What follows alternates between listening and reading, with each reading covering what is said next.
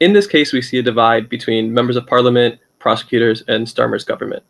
What do you think about attitudes in the UK towards China and the potential threat that Chinese espionage poses to the UK?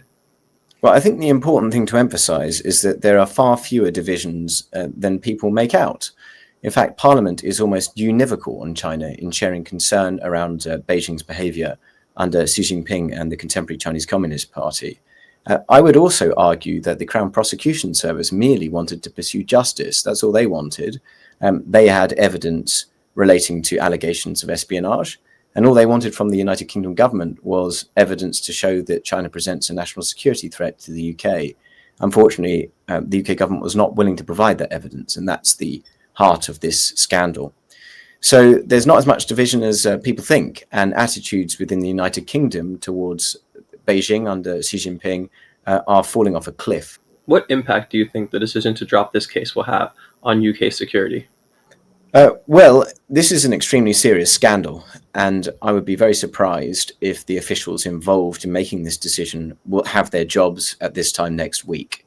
I think they are going to be off, and I think the reason they are is it seems pretty clear to me now that they have made a decision to collapse the most significant trial relating to the worst breach of parliamentary security in living memory in order to try to appease China. If that's the case, if that comes out in the detail, there's no way that anyone involved in that decision should be allowed within a country mile of any decision relating to UK national security in the future. Looking at this quote from Prime Minister Starmer, you can't prosecute someone for a designation that did not exist at the time. How do you think this case and this decision align with broader UK engagement with China and Taiwan? Well, I think, first of all, I'd like to say that what the Prime Minister has said there is a line that will not hold water. He's attempted to blame the Conservative government for not being explicit enough in its threat assessment around China. It's simply untrue that there was not evidence back in 2023 of the threat that China posed to the UK. The chief of MI5 was saying it every 5 minutes as loudly as he possibly could, saying that China presents our biggest security threat.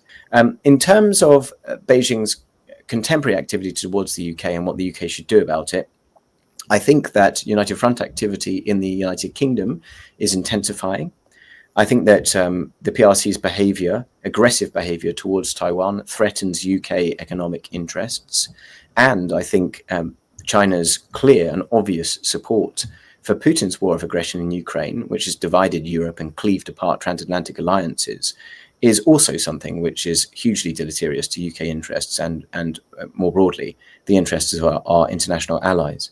So I hope that this will be something of a wake-up moment, that there will be some realization within government that this effort to try to have our cake and eat it too, to pretend that we care about national security at the same time as trying to curry favor with Beijing, is simply unsustainable.